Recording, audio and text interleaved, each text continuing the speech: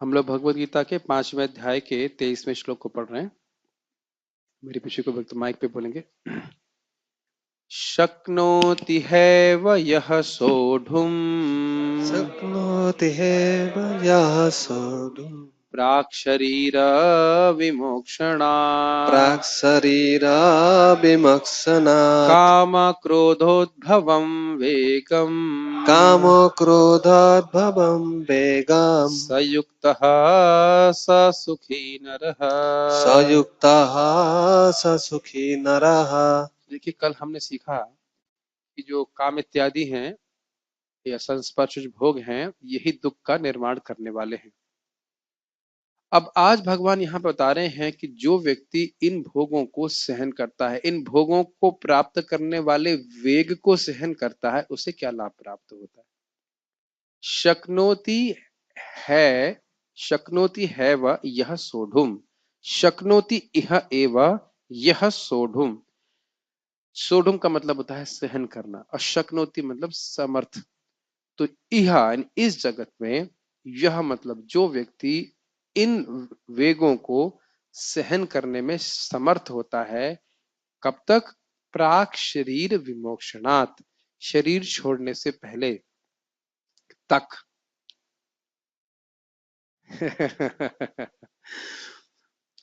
किनको?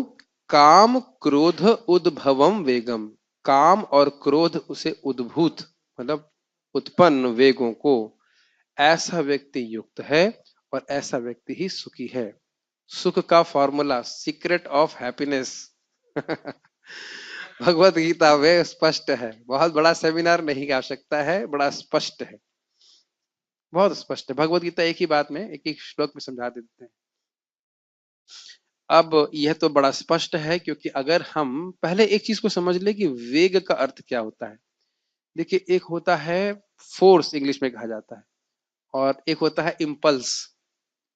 तो इम्पल्स क्या होता है? जैसे मान लीजिए मेरा हाथ है ये, और मैं इस पे कुछ अपने हाथ से ताकत लगा रहा हूं, ऐसे ऐसे करके, ऐसे ताकत दबा रहा हूं, तो यह तो हो गया फोर्स। और इम्पल्स हुआ कि कुछ क्षण के लिए बहुत तेजी से आया और फिर वह समाप्त हो गया, इसको इम्पल्स कहते हैं। थोड़ी फिजिक्स जिसने पढ़ी होगी समझ रहे हैं। तब मैं क्यों बोल रहा हूं, ये वेग जो कहे जा रहे हैं वो इसलिए कि हमेशा काम और क्रोध चित्त में नहीं रहता है, सामान्य व्यक्ति के भी नहीं रहता है। लेकिन सामान्य व्यक्ति इन वेग के प्रभाव में, जब समय, जब क्रोध आया, काम आया, तो उसमें बह करके वह वैसे ही कार्य करने लगता है। समझ में आ रहा है? संस्पर्शज भोग का अर्थ क्या है? व्यक्ति काम और क्रोध की वेग, वेग मतलब बस हवा से कुछ कुछ गतिमान वस्तु आई, उसका वेग आया और उसकी वजह से वो बह गया, वो गिर गया, तो फिर वह भोग में गिरा ही। और भोग जो है दुख के कारण है। समझ में आ रहा है भाई? भोग, दुख का कारण क्या है? संस्पर्शज भोग। संस्पर्शज भोग जो हैं, जो इंद्रिय तृप्ति के द्वारा होते हैं, वह क्यों करता है व्यक्ति? काम क्रोध के वेग के कारण। तो जो वेग को सहन कर लेगा वह संस्पर्शज भोग में नहीं प्रवृत्त होगा, तो दुख तो उसके होंगे ही नहीं। और साथ साथ वह भगवान की भक्ति में लगा हुआ है, तो उसका जो अविद्या नाश हो रही है, तो सुख की तरफ आगे बढ़ ही रहा है। Make sense? तो ये बात ध्यान देने वाली है कि अगर कोई व्यक्ति युक्त नहीं है, भगवान की भक्ति से युक्त नहीं है, तो ऐसा व्यक्ति काम क्रोध के वेग को सहन नहीं कर सकता। क्लियर है?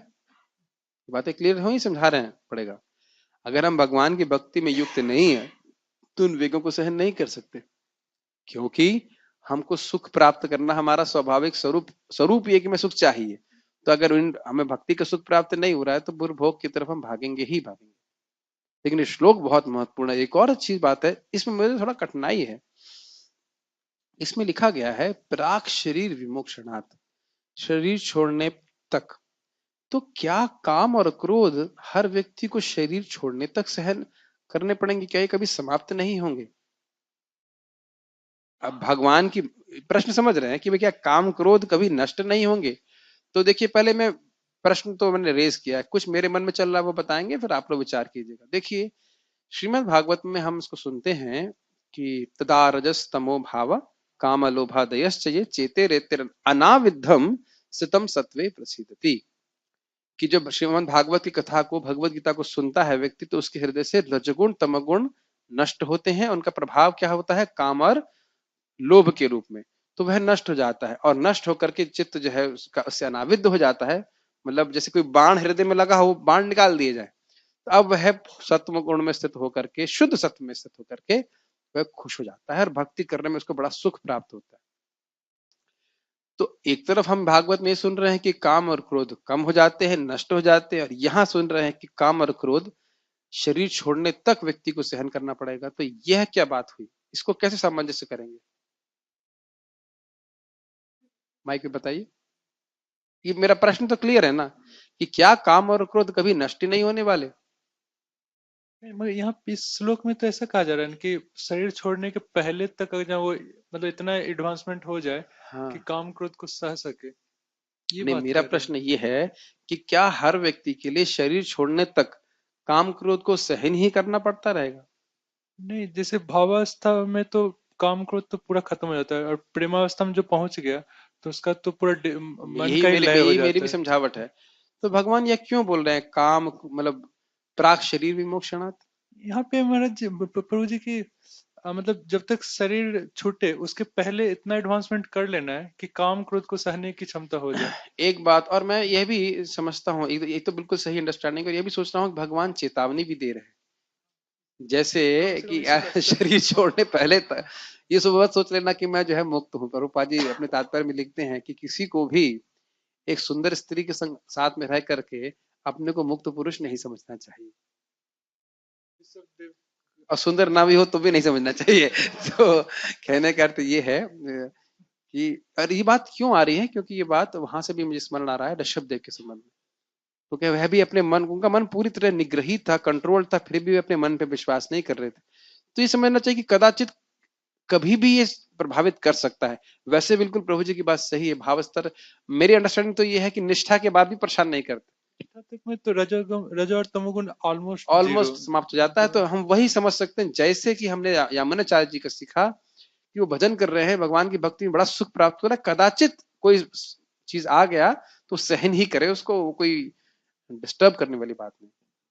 यही बात हम समझ सकते हैं। कोई संस्कार पहले कर रहा है जो एकदम से याद आ जाए, जरूरी नहीं कि उसके प्रति आसक्ति हो। प्रभुपाद जी इसको कहीं समझाएं तात्पर्य में गीता में, कि भले ही इंद्रिय विषय की इच्छा हो भी, तो उसको पूर्ण करने की इच्छा प्राप्त नहीं। उस वाले श्लोक में, आपूर्य माणा चला प्रतिष्ठम वाले श्लोक में अगर आ भी जाए, बहुत अच्छा श्लोक है, फिर मनन कीजिए। आपूर्य माणा अचल प्रतिष्ठम समुद्र मापा प्रविशंति यद्वत् तद्वत् कामयम प्रविशंति सर्वे स शांति मापनोति न काम कामी। वहां पर भी वही बात आ रही कि इच्छाएं आ रही हैं जा रही हैं, लेकिन वह उनको पूर्ण करने के चक्कर में वो नहीं है, उसमें बिल्कुल निर्लिप्त रहता है, ही रहता है। मैं एग्जाम्पल दे रहा था कल भक्तों को कि भाई जैसे आप ट्रेन में जा रहे हैं, भाई हम तो क्या ज्यादा चाय पीते नहीं थे, लेकिन जो लोग मान लो चाय भक्त पीता रहा हो, तो माया का ये टेक्निक ही है, जैसे वो लोग लगातार चाय चाय चाय चाय करते रहते हैं, और पूछेंगे भी आप चाय पियेंगे, पूछते भी आप चाय पियेंगे, अब कहेंगे नहीं, फिर भी चाय चाय, फिर उसका पीछे वाला चाय चाय आएगा।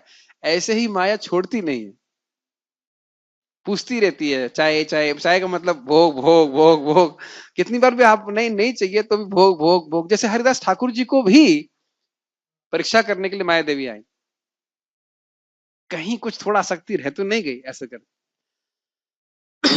और वो बेशरम है इन द सेंस कि वह कोई भी भोग का प्रस्ताव दे सकती है, ये नहीं कि अरे भाई तो सीनियर डिवोटी हो गया, अब इसको यह भी प्रस्ताव नहीं देना चाहिए, किसी भी तरह के प्रस्ताव देते रहे।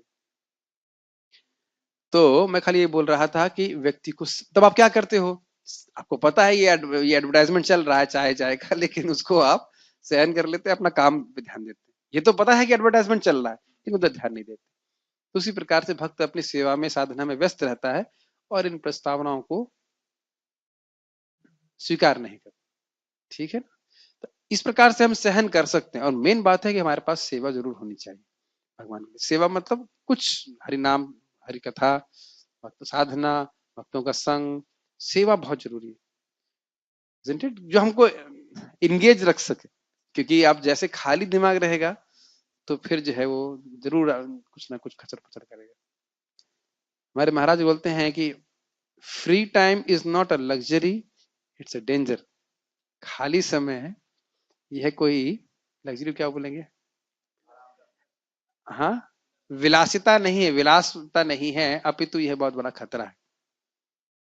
एक बात बहुत सुंदर एक भक्त ने बहुत पहले बोली थी कि रात में सोते समय हर दिन एक भक्त के लिए कुछ सेवा रह जानी चाहिए अगले दिन भगवान के लिए करने के लिए। हमेशा व्यस्त रहेंगे। आप देखिए कर्मी लोग कैसे व्यस्त रहते हैं, इसी तरह व्यस्त रहते हैं, हर दिन कुछ ना कुछ उनके पास रहता है नया नया कुछ करने के लिए, कुछ ना कुछ भगवान के अपने भगवान के लिए नहीं, परिवार इत्यादि के लिए वो करते रहते हैं। ऐसे भक्तों को भी हमेशा व्यस्त रहना चाहिए। यह श्रील भक्ति ठाकुर जी करते थे। वो एक मंदिर पूरा नहीं होता था दूसरा मंदिर चालू कर देते थे, फिर वो खत्म नहीं हुआ उतने में तीसरा चालू करते थे, ताकि भक्त लोग जो ब्रह्मचारी हैं वो कभी खाली नहीं बैठ सके, कुछ ना कुछ वो सेवा में लगे रहे। खैर, हम यहाँ पे बात कर रहे थे, हम बस बातें चर्चा कर रहे हैं किस प्रकार से हम इन वेगों को सहन कर सकते हैं भगवान की सेवा के लिए। अच्छा रहता है भगवान की सेवा के द्वारा। यदि शरीर को त्यागने के पूर्व कोई मनुष्य इंद्रियों के वेगों को सहन करने तथा इच्छा एवं क्रोध के वेग को रोकने में समर्थ होता है तो वह इस संसार में सुखी रह सकता है। ये बात अभी इंग्लिश क्लास में भी आ रही थी कि कोई व्यक्ति अगर कहीं पे भी जाता है और किसी से द्वेष नहीं करता और वह अपने में संतुष्ट रहता है तो वह सुखी रहेगा कहीं पे भी जाएगा। बहुत ही गंभीर बात है isn't it? कि ये इसको अधिक मिल गया उसको अधिक मिल गया। मैं एक पे विचार कर रहा था कि जब हम प्रसाद पाते हैं और हमें जितना चाहिए उतना प्राप्त हो गया तो कभी द्वेष करते हैं कि सामने वाला 6 रोटी क्यों खा रहा है। इस बात पे कभी झगड़ा नहीं हुआ आज तक इस्कॉन में। मैं समझता नहीं कोई झगड़ा हुआ होगा कि पूरे विश्व में शायद झगड़ा ना हुआ उस बात पे। खाने में सब बैठे हुए हैं, आप अगर 4 रोटी खा सकते हो, केवल 4 ही खा सकते हो, कभी आपके हृदय में कभी आई बात कि वह सामने वाला 10 क्यों खा रहा है? कभी नहीं आता ना, कभी नहीं आता। बहुत सिंपल सी बात है। यही चीज अपने जीवन में हम अगर उतार लें कि हमारे जितनी आवश्यकता है भगवान ने हमको दिया तो है, सामने वाला को उसकी जो भी आवश्यकता है या कर्म है उसके अनुसार अधिक प्राप्त है, तो उससे द्वेष करने की क्या आवश्यकता। डज इट मेक्स, आप रिलेट कर पा रहे हैं? कोई मतलब नहीं ना, कोई मतलब नहीं। और यह भी हमें भावना से दूर रहना चाहिए कि सामने वाला को अगर अधिक कुछ सुंदर वस्तु प्राप्त होगी तो वो सुखी है। यह भगवान गीता में नहीं बोल रहे। ये बात समझ में आ रही है कि नहीं? जैसे हमारे पास एक छोटी सी कार है, अगर सामने वाले के पास अच्छी कार है तो वह अधिक सुखी है क्या? वो भी लोहे के डब्बे में है, मैं भी लोहे के डब्बे में हूं।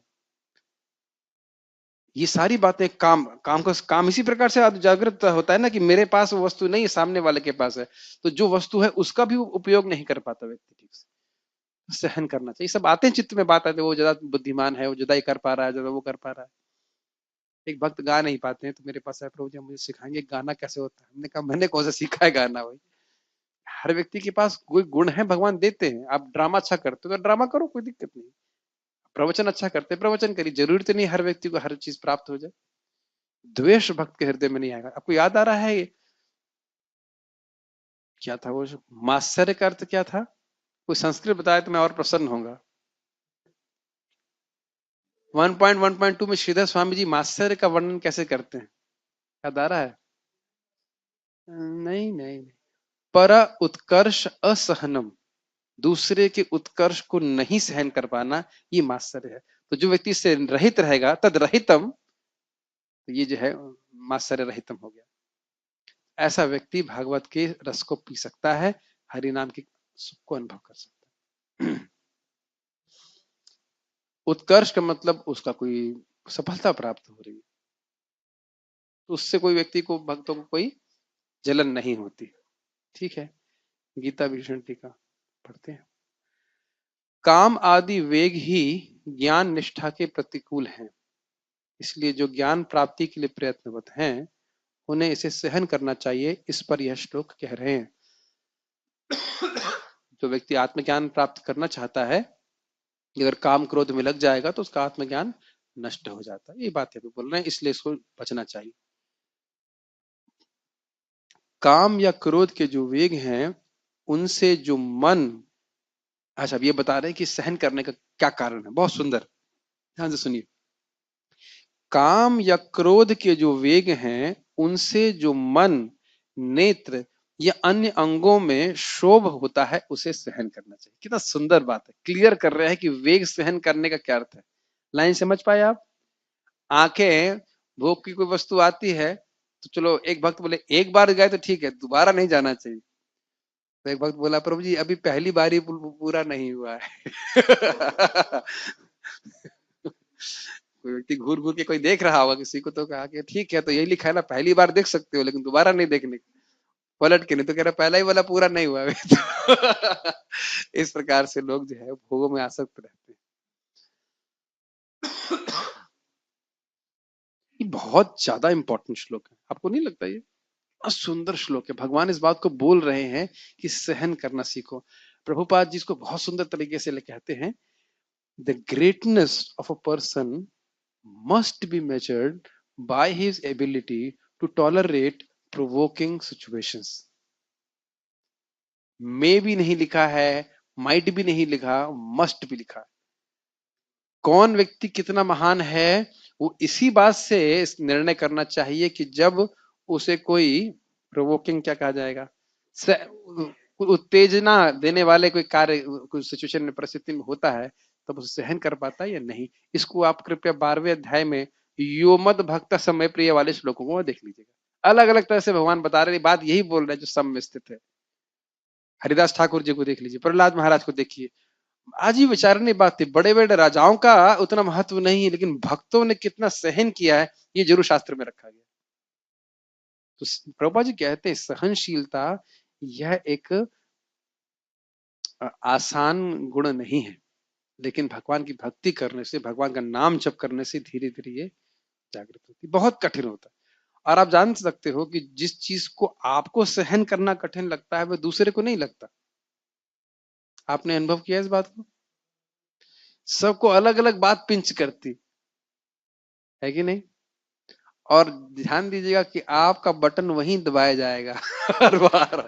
हर बार वहीं दबाया जाएगा जहां पे हमारा मर्म स्थान है। हर व्यक्ति का मर्म, मेरी बातें समझ रहे हैं ना? हर व्यक्ति को कुछ कुछ बात जो है वो गड़बड़ लगती है, जो वो बिल्कुल सहन नहीं कर सकता, और हर बार वहीं पिंच किया जाएगा कि अभी थोड़ा सहनशील हुए कि नहीं हुए। जैसे किसी किसी को सफाई पसंद है तो देखिएगा भक्त लोग गंदा करके सोचता सामने ही गंदा करें। कि जैसे मुझे कोई शास्त्र के विरुद्ध बोलता है तब मुझे बहुत क्रोध आ जाता है कि ये क्या बात बोल गए ऐसे। तो कुछ ना कुछ व्यक्ति जैसे बुलवा ही देते हैं, जो ऐसा कुछ होगा कि मुझे लगा कि नहीं शास्त्र के विरुद्ध बोलना है, या फिर कोई प्रमाण नहीं दे रहे ऐसे बोल दे रहे। लेकिन फिर, या फिर भक्त भी कुछ ऐसा बोल सकते हैं, भक्त भी ऐसा कहेंगे, कुछ कह सकते हैं जो हमको बहुत अच्छा न लगता हो, है ना, हो जाता है ऐसा। तो हमें सहन करना चाहिए। प्रभुपाद जी इस पर बड़ा स्पष्ट कहते हैं, वो कहते हैं कि सुंदर स्त्री को देखकर अगर आपके हृदय में पिंचिंग सेंसेशन, पिंचिंग समझते हैं, चिकोटी काटना, ऐसा हृदय में हो रहा है तो अभी काम है, तो सहन करना चाहिए। और प्रहलाद महाराज तो बहुत अच्छा बोलते, कहते खुजली है, खुजली को जितना खुजलाओगे वो और बढ़ जाएगी, उसको सहन करो और भगवान की भक्ति करने करो, उससे फिर ये जाएगा। ठीक है, बहुत सारी बातें इस पे कह सकते हैं। तो सहन करने का अर्थ क्या है? जो शोभ, शोभ समझते हैं, जैसे कांटा चुभाया जाता है तो कहते हैं शुभ, शुद्ध होना या शोभ उत्पन्न करना, तो उस शोभ को सहन करना सीखना चाहिए। एक और बात बहुत अच्छी बोल रहे थे भक्त की, ये ब्रह्मचारी और गृहस्थ या एक भोगी में अंतर क्या है। ब्रह्मचारी के हृदय में भी भोग की वेग आते हैं, लेकिन वो इसे सहन करना जानता है, सहन करने की शक्ति रहती। ऐसा नहीं कि वो माया से मुक्त हो गए हैं, लेकिन वह सहन करने की शक्ति रखते हैं। They can say no to the desires for sense gratification. That is duty of a brahmachari. इन वेगों के उद्भव काल में ही इनको आत्मा के आनंद के अनुभव द्वारा सहन करना चाहिए, जब तक शरीर न त्याग दे। अब यहाँ बता रहे हैं भगवान कैसे सहन कर सकता है। वही जैसे यामुनाचार्य जी का हम सुन रहे थे, भगवान की भक्ति से जो सुख प्राप्त हो रहा है उससे व्यक्ति इन वेगों को सहन कर सकता है। फिर बात याद कराऊंगा आपको मैं, यामुनाचार्य जी कह रहे हैं नव नव रस धामनी रंत मासीत, भगवान की भक्ति में मुझे विभिन्न प्रकार के रस प्राप्त हो रहे हैं, सुख मिल रहा है। तो अब क्या है, बत नारी संगम में कदाचित नारी संगम का स्मरण मुझे आ जाता है, तो फिर मैं कहता नहीं चाहिए। तो आपने क्या सीखा इसमें, कैसे सहन कर सकते हैं वेगों को? बताइए, माइक पे बताइए। Is not saying no is not the solution always. कब तक ना करते रहेंगे? यस। जब भगवान के भक्ति के सुख, वो भी नव, हर दिन जो है नित्य नवीन सुख मिलता रहे, जब हमें कोई बढ़ के सुख मिलेगा और वो भी Yes. प्रतिदिन क्षण बढ़ता जा रहा है, तो हम एक ही तरह के शाश्वत सुख को क्यों मतलब कि स्वीकार करेंगे? जब शाश्वत सुख नहीं मतलब जो भी परमानेंट परमानेंट सुख है, मतलब भौतिक सुख है, भौतिक सुख है, उसको हम पर स्वीकार यह तो करेंगे। कन्विंस रहना चाहिए ना, बांस चबा करके हमें कुछ सुख मिलने वाला नहीं है। कन्विंस ना, कभी भी आपको लगे तो ये बात स्मरण कर लेना कि बांस को चबा करके दांत से खून ही निकलेगा, खून का स्वाद प्राप्त होगा, लेकिन सुख नहीं मिल सकता। We have to be convinced. ये सत्य है, क्योंकि इस शरीर में ऐसा कुछ भी नहीं है जो सुख दे सके। ये तो केवल एक इल्यूजन है। हाँ, अविद्या का जाल है एकदम। ये कन्विंस होना चाहिए। माया हमके बिल्कुल विपरीत कन्विंस कर रही है कि नहीं ये बहुत बढ़िया चीज है, लेकिन कोई भी भोग हमको संतुष्ट कर नहीं सकता। कभी कभी लोग सोचते होंगे सोने को नहीं मिलता है, और जब हम बीमार पड़ जाते हैं तब हर आदमी आके क्या बोलता है, रेस्ट कीजिए। और आप परेशान हो जाते हैं, कब तक कितना रेस्ट करें। तो सो करके भी हम सुखी नहीं हो सकते। कोई कहे कि बस तृप्ति नहीं हो रही, सो जाने दो, सो जाने दो। अगर केवल सोने ही दिया जाए तो भी हम चिढ़ जाएंगे, परेशान हो जाएंगे, पूरा टूटने लगता है। यस। तो ये कोई भी जो शरीर की आवश्यकता है, ये हमको सुख नहीं दे सकती। जो शरीर के लिए आवश्यकता है उतना करना चाहिए। ठीक है। अब आप कहेंगे प्रभु जी एक ये सॉल्यूशन तो हुआ नहीं, क्योंकि आत्मा का आनंद अभी हमको प्राप्त नहीं हो रहा है। तब बुद्धि शास्त्र की वाणी के द्वारा अपनी बुद्धि को स्थिर करना चाहिए। ये बात भगवान तीसरे अध्याय में बताए हैं ना। मन से सॉरी इंद्रियों से, शरीर से श्रेष्ठ इंद्रियां हैं, इंद्रियों से श्रेष्ठ मन है, मन से श्रेष्ठ बुद्धि है, और बुद्धि से श्रेष्ठ आत्मा है। तो श्रेष्ठ तो हम पहले से ही हैं, स्वरूपगत रूप से हम श्रेष्ठ हैं अपने मन से। तो अब हमने बुद्धि को स्ट्रांग बनाना है इस समय कम से कम। क्योंकि अब ये नहीं कह सकते कि आत्मा के आनंद में हम डूब रहे हैं, नव नव रस धाम में नहीं। ये प्रैक्टिकल हमारे लिए अभी ऐसा नहीं है। तो भक्त संग में रहे, इससे हम सदाचार का पालन कर पाते हैं और बुद्धि को भी स्ट्रांग रखें। एक और सोल्यूशन जो हम वृंदावन चंद महाराज बार बार बताते हैं कि शास्त्र में हमारी रुचि होनी चाहिए, स्पेशली ब्रह्मचारियों की और वस्तुतः हर भक्त की। जब वो शास्त्र में रुचि रखता है, एक तो फायदा ये है कि भगवत गीता को पढ़ना, इसमें रुचि रखना, ये अपने आप में भक्ति है। वो अपने आप में ही भक्ति है। और साथ साथ महाराज बता अच्छा बात कर रहे थे, कह रहे थे कि भक्ति का सुख तो आगे मिलेगा, कम से कम अभी शास्त्र का सुख तो मिले। मेरी बात आप समझ रहे हैं? एक जगह भक्त बता रहे थे कि ये जो मतलब साहित्य है, यह भी रस है। ये क्यों बोला, ऐसा क्यों बोला, ये देखो कितना सुंदर बोला। और ये जो है भागवत के श्लोकों का मनन करने लग जाए, उसमें चित्त जाए, तो वह हमारे चित्त में ये जो क्षोभ है उसको मिटा सकता है। मेरी बात समझ पा रहे हैं? प्रैक्टिकल ये भी है। और शास्त्र जब पढ़ने लगेंगे तो आप इतना विस्तार है, इतना सारी चीजें हैं कि आपको बहुत मतलब अच्छा एंगेजमेंट है। कोई काम नहीं है हमारे पास और कोई सेवा नहीं है, तो भागवत गीता भागवत पढ़ने की आदत आनी चाहिए। चैतन्य भागवत मैं अभी इसको भी फिर से पढ़ रहा था, वही पास टाइम, फिर एकदम से नया लग रहा है, फिर एकदम ever fresh ever fresh ever fresh. तो इस प्रकार से व्यक्ति को पढ़ना चाहिए। ठीक है, ये आदत बना लेनी चाहिए। मन को ये ढिलाई नहीं देनी चाहिए, अरे कौन पढ़े, मुझे तो रुचि नहीं है, मेरे को ये है वह, ऐसा नहीं, प्रयास करना चाहिए। ठीक है।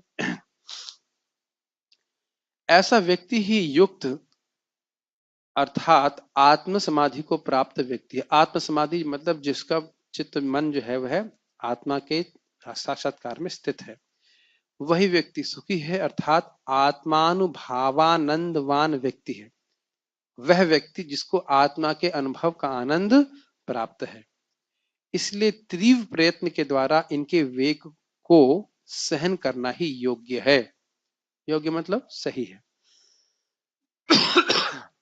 तीव्र प्रयत्न, तीव्र प्रयत्न क्यों कह रहे हैं?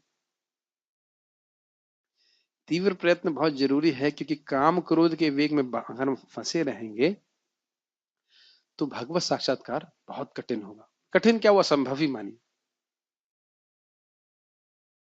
शिष्ण उदर परायण कृष्ण नहीं पाए।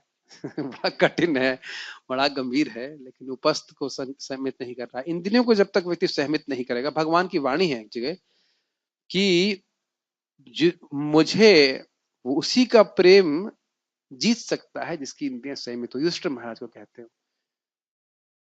उसी व्यक्ति का प्रेम मुझे जीत सकता है जिसकी इंद्रियां स्वयं में। तो बार बार घूम फिर के बात यही आ रही, कहेंगे अरे छोड़ दीजिए ना, लेकिन नहीं, शास्त्र में घुमा घुमा करके वही बात, ये बात जो है बदात्मा को बुरी लगती है। आप डॉक्टर हैं, जानते हैं कि दवा लेने में इतना प्रॉब्लम नहीं है, लेकिन परहेज करने में बड़ी कठिनाई होती है।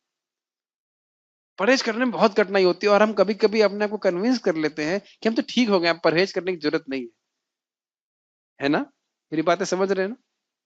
कई बार आप देखो, कफ होता है, दही नहीं खाना चाहिए, दही अच्छा लग रहा है तो थोड़ा कफ ठीक हो गया, चलो थोड़ा दही खा लेता, कुछ नहीं होगा, फिर देखता है कफ बढ़ गया, क्योंकि वो चीजें पसंद है। ये बात बहुत अब ये बहुत गंभीर है। इसीलिए महाप्रभु ने क्या बोला वैष्णवों के सदाचार में, असत संग त्याग वैष्णवाचार। एकदम अद्भुत है, भगवान एक लाइन में सूत्र बोल दिए, असत संग, कि असत संग हमको अच्छा लगता है तो उसको त्यागना है, और हर व्यक्ति को अपने जीवन में देखना चाहिए कहां मेरे जीवन में सत्संग हो रहा है, उसे निकाल के बाहर करना चाहिए। ठीक है? कभी कभी हम किसी भक्त के साथ में हैं और वह असत्संगी है, हम भक्त के रूप में सम्मान तो करते हैं, लेकिन वो असत्संग का कीटाणु अपने अंदर नहीं आने देना चाहते हैं। मेरी बातें समझ रहे हैं? मान लीजिए कोई भक्त है, हाँ, जब कर रहा है, भक्ति कर रहा है, उसको न्यूज देखना अच्छा लगता है, अब वह आपके आके पास में आके न्यूज पढ़ने लगे तो उसमें आप बिल्कुल मना कर दीजिए, प्रभु हमें नहीं सुनना। Make sense? जैसे मान लीजिए कफ है किसी को, तो मुंह पे आप उसे खांसने तो नहीं देंगे, इसका अर्थ यह तो नहीं कि आप उसे घृणा करते हैं, लेकिन अपना बचाव करना भी बहुत जरूरी है। मैं फिर से बातें रिपीट कर रहा हूं, ये बात स्वयं याति महाराज की है। किसी को श्लोक याद है? अदृष्टात अदृष्टात अश्रुतात भावात न भावो उपजायते। बहुत सुंदर श्लोक है। जो आपने वस्तु देखी नहीं है, जो सुनी नहीं है, वह चित्त में उनका उद्भव ही नहीं होता है। ये प्लीज बात याद रखिए, बात बहुत सिंपल सी है। मन बहुत भागता है, लेकिन मन की एक बहुत बड़ी असमर्थता है कि वहीं जाएगा जहां पे जा चुका है। ड्रैगन फ्रूट कैसा होता है प्रभु जी? नाम ही पहली बार सुना है, तो जिन्होंने देखा है उनका चित्त अभी जाएगा शब्द को सुनकर, जिन्होंने ना खाया ना देखा, कोई इच्छा ही नहीं आती। कभी आया आपके मन में ड्रैगन फ्रूट का प्रॉब्लम आया जब में करते हैं ड्रैगन फ्रूट खाना? कुछ ही नहीं, कुछ कोई इच्छा नहीं आई। यही इंद्रियों को संयम करने का तरीका है। जितना संभव हो सके हम इंद्रियों को वहां ना जाने दें जो भगवान के संबंध में नहीं। ये बहुत इंपॉर्टेंट, नहीं तो फिर वो वेग, आप समझ पा रहे हैं वेग उत्पन्न कहां से हो रहा है? यहाँ पे हमने इंद्रियों को संपर्क किया है पहले से, और हम भक्ति करते रहते हैं तो फिर ये वेग धीरे धीरे शांत होता है। तात्पर्य को पढ़िए अष्टदीप प्रभु।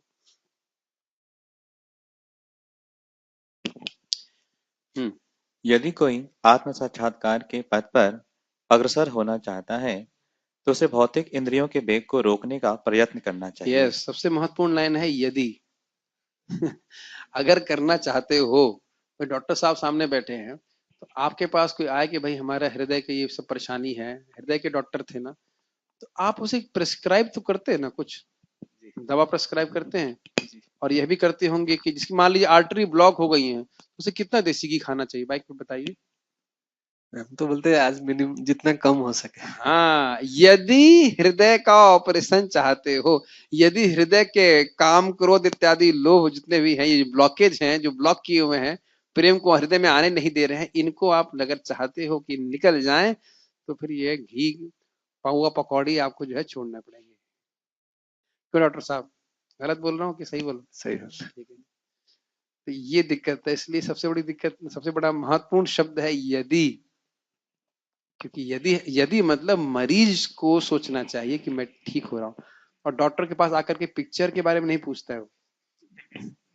कि नहीं, कोई डॉक्टर साहब के पास, साहब साहब पिक्चर कौन सी लगी इस बार की? मेरे पास काहे को आए तुम? है कि नहीं? मेरा बच्चा पास क्यों नहीं हो रहा है? तो जैसे डॉक्टर के पास हमने ये सब प्रश्न नहीं करते, ऐसे साधु को वैद्य की उपमा दी जा रही। साधु के पास यही होना चाहिए, यदि हम आत्म साक्षात्कार के पथ पे अग्रसर होना चाहते हैं, तो ये प्रश्न हमें करना होगा कि क्या मैं आत्म साक्षात्कार के पथ पे अग्रसर होना चाहता हूं, या फिर जैसी वस्तु है उसको वैसे यथावत रखना चाहता हूं। ये बहुत अमेजिंग है। कितने लोग 10 साल से कम हरि नाम जप कर रहे हैं, 16 माला, 1 2, मैं भी इंक्लूडेड। कम से कम 10 साल के बाद पीछे मुड़ के जरूर देखना चाहिए। इसे कहते हैं सिंहावलोकन। सिंह आगे बढ़ता है और पीछे मुड़ के देखता है कि मैं कहाँ हूं अभी। और नेगेटिव नहीं सोचना चाहिए, लेकिन ये सोचना चाहिए कि मैं कहाँ गलती किया, जिनको अब अगले की नेक्स्ट 10 ईयर में मुझे रियली इंप्रूव करना है। ये तो सत्य बात है कि अभी भी हम जानते नहीं कि हम हैं कौन। तो ऐसा हम इमेजिन नहीं कर सकते कि हम आत्म साक्षात्कारी हो गए, क्योंकि मेरे अभी 12 साल हुए वृंदावन में रहते हुए। 22 जनवरी को 2008 में तो मैं सोच रहा था, सिंहावलोकन कर रहा था मैं कि भी क्या क्या गलतियां किया मैं। और कुछ गलतियां बहुत सिंपल सी होती है, जैसे कि चर्चा सुबह हो रही थी वैष्णव निंदा। यही सोचा है प्रभु जी कि मैं अव्यर्थ कालित्व नहीं करूंगा। मैंने कि चाहे मैं जो अव्यर्थ कालित्वम रुचि करूंगा, नहीं करूंगा। अव्यर्थ कालत्वम ये मतलब करूंगा, ये करूं- गुण है। काल को व्यर्थ हाँ, नहीं करना, करूंगा। हाँ, ये करूंगा। हाँ, नहीं करूंगा मतलब नहीं व्यर्थ करूंगा। करूंगा। हाँ, यही बहुत कि अच्छी बात है। चाहे मेरा रुचि आए ना आए, लेकिन मैं कुछ ना कुछ में लगा रहूंगा, भगवान की सेवा में यस एंगेज रहूंगा। यस, क्योंकि अगर मैं ये लगा रहूंगा तो शायद बहुत सारी चीजें अपने आप रिड्यूस हो जाएगी। यही तरीका, ये भगवान इसको बोल ही रहे हैं, ये बहुत अच्छा गुण है। एक होता है ना, कोई बिजनेस कर रहा हो तो वह भी देखता है कि हमारी कंपनी की क्या रिपोर्ट आई है। वह कोई उसमें डिप्रेस नहीं होता है, वो देखता है कि हमने पिछले 10 सालों में कहाँ गलतियां करी, अब हम उसको इम्प्रूव करने का प्रयास करें। है ना? अच्छी बात है, इस प्रकार से हम सोच सकते हैं। इतने साल से हम रह रहे हैं, और जब हम शुरुआत में आए तो सोचे थे हाँ 10 साल में शायद हम शुद्ध भक्त बन जाएंगे। लेकिन ऐसा होता नहीं है। गलतियां हम लोग करते हैं तो हमको इम्प्रूव करने का प्रयास करना चाहिए। तो शायद इन्हीं श्लोकों की गीता को हम ठीक से नहीं अप्लाई किए हैं, कहीं ना कहीं गलती की है। पढ़िए। ये वेग हैं वाणी वेग, क्रोध वेग, मनोवेग, उदर वेग, उपस्थ वेग तथा जिह्वा वेग। अरे प्रभु जी, ये श्लोक तो पता है, क्या बात कर रहे हैं आप? तो मैंने कल वाली बात बताई थी ना कि श्लोक तो याद है, लेकिन क्या हमेशा याद रहता है? एक एक बात ध्यान रखिएगा, वाणी का वेग क्रोध और मन के वेग का switch है, और जिह्वा का वेग उदर और उपस्थ के वेग का switch है। समझ में आ रहा है? अगर आपको क्रोध आ रहा है और आप बोलिए मत, या जैसे आप आज थोड़ा क्रोध में थे और उस वक्त से आप क्रोधित थे, तो बिना क्रोधित हुए बोलने में कुछ मजा आता है? मैं समझ पा रहा मैं क्या बोल रहा हूँ? मान लीजिए आप किसी को डांटिए, अरे बेवकूफ कहीं के, तू बिल्कुल खराब आदमी हो, तो आपको बोलने में, डांटने में मजा भी नहीं आएगा। है कि नहीं? जब तक चीखे नहीं व्यक्ति, तो क्रोध का भी कोई सुख नहीं। मैं बोल रहा हूं, अगर उसको आप सुख माने तो उस टाइम अगर व्यक्ति शांत हो जाए, बोरीजन पर उस बात को बोलते हैं, जब आप क्रोधित हैं तब आप किसी को मत डांटिए। मजा कब आएगा? फिर मजा कैसे आए डांटने में? बहुत बहुत सिंपल सी एडवाइस है, लेकिन बड़ा कठिन है। लेकिन उस टाइम अगर हमने वाणी को सीमित कर लिया तो हम वेग को सहन कर सकते हैं। ये भी इंटरेस्टिंग है। देखिए, मन में दो प्रकार के वेग हैं, विरोध युक्त क्रोध और अविरोध प्रीति। प्रभुपाद जी का तात्पर्य देखिएगा। अविरोध प्रीति मतलब मन को कहता है ये चाहिए, ये चाहिए, ये चाहिए, इसका विरोध नहीं करता, चाहिए चाहिए चाहिए। और विरोध युक्त क्रोध, समझ में आया? ये नहीं चाहिए, बिल्कुल नहीं चाहिए, आई डोंट लाइक दिस। यही मन के दो वेग हैं। तो इसको कम से कम वाणी के द्वारा हम प्रस्तुत न करें।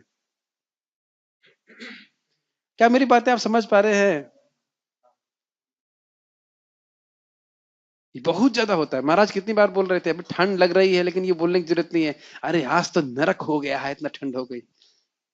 देन इट विल इनहांस, आपका मन में वो जो विरोध युक्त क्रोध है वह बढ़ जाता है। और साथ साथ अगर कोई वस्तु चाहिए, अरे उस पर चर्चा करने लग जाए, काश ये मिल जाए, काश ये हो जाए, तो फिर ये है मन उसमें और आविष्ट होने लगता है। क्या मेरे, बहुत गंभीर है ये।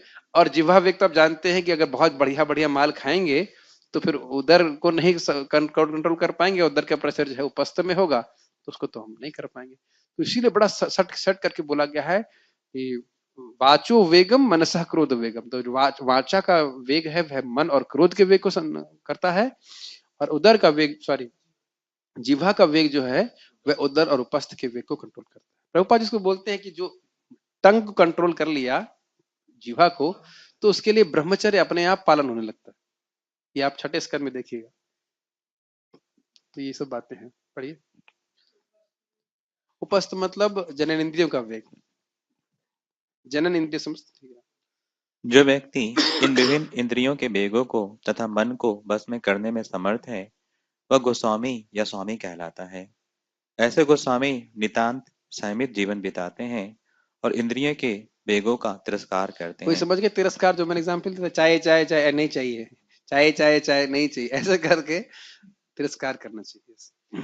भौतिक इच्छाएं पूर्ण न होने पर एक मेरे मन में ऐसा इच्छा आ रही थी, मैं उस भक्त को बोलूंगा, वह पालक का साग बनाना सिखाएगा उसको, फिर मैं उसे खाऊंगा, ऐसे मन में इच्छा आ रही थी।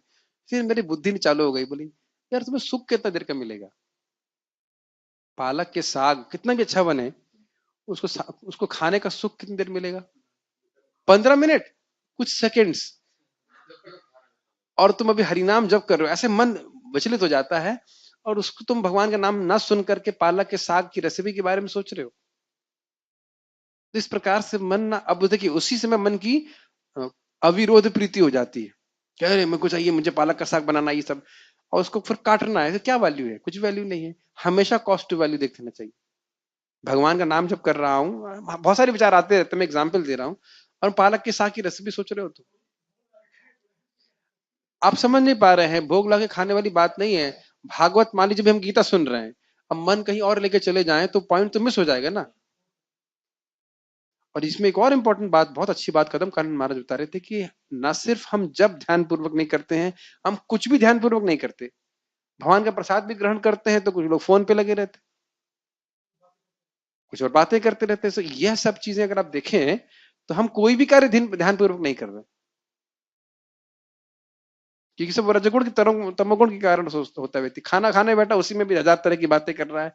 शांति से बैठ के प्रसाद ग्रहण कीजिए, है कि नहीं?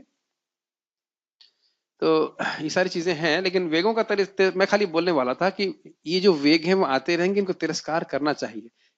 मैं अगर टीचिंग कर रहा हूँ, यहाँ पे बोल रहा हूँ, तो मेरे लिए भी यही इंस्ट्रक्शन है, जो आप सुन रहे हैं उनके लिए भी इंस्ट्रक्शन है। हम परफेक्ट नहीं हुए, हम तो डिस्कशन कर रहे हैं। मैं बार बार इस बात को बोलता हूँ, आप लोग अनुभव नहीं करते कि कभी कदाचित किसी से की निंदा हो जाती है, उसके बाद अपने हृदय को देखिए, 2-4 आर्टरी ब्लॉक हो जाती है एकदम। बुरिजन प्रभु एकदम बड़ा अच्छा बोलते हैं कि आपका हृदय तुरंत जो है ना संकुचित हो जाएगा, खट्टा हो जाएगा। इवन कर्मियों की भी निंदा करते हैं, किसी की भी निंदा करेंगे, आपका हृदय संकुचित समझ रहे हैं, मतलब खट्टा समझ, क्या बात है, ग्लानि होगी। और यही आप भक्तों के गुणानुवाद करें तो कितना आपका हृदय सुखी हो जाएगा। Just this has to be there. ये बहुत सूक्ष्म है, बहुत सूक्ष्म है, बहुत। एक बार इसमें मैं और बोलना चाहता हूँ कि जो मन में आए वो हमको बोलना नहीं है। ये भी एक बहुत महत्वपूर्ण बात, क्योंकि वो रीइंफोर्स हो जाता है। जो मन में आए, अब ये इसको आप अभी एक्सपेरिमेंट कर लेना क्लास के बाद, जो मन में आए वो बोलने की आवश्यकता नहीं होती। ये ऑब्जर्व करने वाली चीज है कि नहीं, कि क्या मैं जो मन में आया वो सब बोल रहा हूँ? ये आवश्यक नहीं होता। यस प्रभु जी, जो भक्तों की निंदा करते हैं उनको तो आनंद आता होगा, तभी तो वो बार बार निंदा करते हैं देखिए, आनंद नहीं है, उसके बाद का इफेक्ट देखिए। फिर एग्जाम्पल लीजिए अचार वाला। अचार जीभ में बड़ा अच्छा लगता है, पेट में पहुंच करके जलन महसूस करता है। भक्ति करने की जो इच्छा है वह चोक हो जाती है। चोक समझते हैं ना, ऐसे गला चोक कर दे, उस प्रकार से चोक हो जाता है। भक्त अपराध करना, भक्तों की निंदा करना बहुत खराब बात है। आज आप देख रहे हो कि वो भक्त मान लो ठीक नहीं है, और आगे 5 साल बाद भी ठीक नहीं रहेगा, अभी तो नहीं कह सकते ना। और हम 5 साल बाद ठीक रहेंगे? बहुत ये सब बातें ना, बार बार हम लोग गलती करते हैं, लेकिन बार बार जब हम श्रवण करते हैं तो धीरे धीरे हम सचेत होने लगते हैं, हमें सब करना नहीं करना, अपनी गलतियों के प्रति सचेत होने लगते हैं, यदि हम आत्म साक्षात्कार में बढ़ना चाहते हैं। तो एक ही अर्थ है कि हम अपने आप को बहुत ज्यादा बिजी रखें तो हम ज्यादा देखिए, बोलेंगे नहीं। ये सच बात है, लेकिन बिजी रखने के तो है ही, तो बहुत अच्छा, सबसे अच्छा सोल्यूशन तो यही है कि भगवान की सेवा में लगे रहो। लेकिन कभी कभी मन इतना तेज होता है कि भगवान की सेवा करते करते भी कुछ बात उधर की निकल जाती, ये होता है। पढ़िएगा। भौतिक इच्छाएं पूर्ण न होने पर क्रोध उत्पन्न होता है और इस प्रकार मन, नेत्र तथा वच स्थल उत्तेजित ये होते अभी हैं। आपने टीका में पढ़ा था ना? ठीक है। अतः अच्छा, इस लेकिन फिर भौतिक इच्छाएं तो आती हैं और पूर्ण तो नहीं होंगी, तो फिर क्रोध तो आएगा ही। फिर आगे का रिजल्ट देख के, भागवत सुख का रिजल्ट देख के उसको सहन करना एक तो ये चाहिए। है कि भाई देखो, इच्छा पूर्ण नहीं होंगी तो भले ही मन थोड़ा क्रोधित हो, लेकिन अगर हम अभ्यास करते हैं धीरे धीरे, तो मन को हम समझा लेते। Make sense? मान लीजिए किसी ने आपको घर में प्रसादम के लिए बुलाया, या रोज आप प्रसाद पाते ही हो, और वो सब्जी देखने में तो बड़ी अच्छी है लेकिन नमक तेज है उसमें। अब क्या कुक ने जानबूझ के नमक तेज डाला? तो अब उसमें चीखने चिल्लाने से क्या फायदा? क्या चीखने चिल्लाने से नमक कम हो जाएगा? यह तो होने वाला नहीं। अब नहीं खा सकते तो अलग, जो भी कुछ किया जाए उसका किया जाए, लेकिन चिल्लाने की चीखने की तो कोई आवश्यकता नहीं। खींचना समझते हैं? खींचना हाँ, क्या बना दिया, ये तो कभी बनाते ही नहीं ठीक से। इससे तो वह वस्तु ठीक नहीं हो जाएगी, है ना? और यह तो आप जानते हो कि उसकी इंटेंशन ऐसी नहीं कि जानबूझ के रोज ही नमक, आज तो मैं इन लोग को दिखाता हूं मेरे पास कितना नमक है, ऐसा तो नहीं कर रहा है वो। Isn't it? और जैसे मैं ये बोल रहा हूं तो हो सकता है कल ही मेरी परीक्षा हो जाए। ये भी होता है। भगवान वृंदावन में इस बात को बहुत अच्छे से टेस्ट करते हैं। खींचना बंद कर देना चाहिए। पढ़िए। अतः इस शरीर का परित्याग करने के पूर्व मनुष्य को इन्हें वश में करने का अभ्यास करना चाहिए। जो ऐसा कर सकता है वह स्वरूप सिद्ध माना जाता है और आत्म साक्षात्कार की अवस्था में वह सुखी रहता है। ठीक है। और अभ्यास, बात इंपॉर्टेंट है कि अभ्यास मतलब यह परफेक्ट नहीं है। Isn't it? अभ्यास मतलब बार बार कर रहे हैं, जरूरी नहीं कि हर बार परफेक्ट हो, लेकिन प्रयासरत है व्यक्ति। यस, आप समझ पाए मैं क्यों बोल रहा हूं? भाई हम प्रयास कर रहे हैं निंदा नहीं हो, लेकिन हो गई निंदा। या प्रयास कर रहे हैं कि काम प्रभावित ना करे, हो गए प्रभावित। या क्रोध नहीं आए लेकिन हो गए प्रभावित। तो मेरे महाराज इस संबंध में बहुत अच्छा बात बोलते हैं, पहले इंग्लिश में बोलूंगा। वो कह रहे हैं, it may be too late to avoid the reaction but not too late to come to the right conclusion. बहुत सुंदर है, समझ में आया? हो सकता है कि जब अब आपको फल प्राप्त हो गया है, इसमें तो बहुत लेट हो गया, कुछ नहीं कर सकते आप, लेकिन क्या करना है, निर्णय क्या है, इसके लिए कभी लेट नहीं हुआ। मतलब मान लीजिए, जैसे मान लीजिए किसी ने कोई कुछ भी गलती करी, तो अब उसका जो भी नुकसान होना है वो तो होना ही है। भाई जैसे मैं एग्जांपल दे रहा हूं, मान लीजिए मेरे को कफ है, अब मैंने दही खा लिया तो कफ बढ़ेगा, तो कुछ कर सकता हूं? नहीं। लेकिन यह नहीं कि यार इतना लेट हो गया, अब तो तुम कुछ सीख सही हो ही नहीं सकते, तुम्हारा कुछ नहीं, अब तुमको फिर से परहेज करना सीखना है ताकि तुम ठीक हो सको। मेरी बातें आप समझ रहे हैं? बहुत सुंदर बात है। चाहे कितना भी अपराध हो, चाहे कुछ भी हो, जो उसका हमको फल भोगना है वो भोगना ही है। वो तो हम मर तो सकते नहीं, शाश्वत हैं, तो जो भी भोगना है, जो भी होगा वो होगा। लेकिन क्या करना है आगे, उसके लिए हम कभी लेट नहीं हुए। समझ में आ रही है? क्या कहते हैं? बीती बात बिसार दे, अब आगे की सुध ले। जो हो गया सो हो गया, उसके बारे में चिंता मत करो, आगे क्या करना है उसको तुम ठीक से करने का प्रयास। Very important. इसीलिए बार बार शास्त्र सुनना बहुत जरूरी है। और आप देख रहे हैं हर व्यक्ति के लिए कुछ ना कुछ शिक्षा जरूर यहाँ पे प्राप्त हो रही है। हाँ, यहाँ ये मैंने गलती करी है। कभी कभी आप लोग ऐसा तो नहीं लगता मैं किसी पे कटाक्ष कर रहा हूँ? मैं कटाक्ष नहीं कर रहा हूँ, सिद्धांत बोल रहा हूँ। भाई मान लीजिए बोला कि जब में सोना नहीं चाहिए, तो कोई व्यक्ति सो रहा है तो लग सोचे अरे प्रभु जी मेरे को बोल रहे हैं क्या?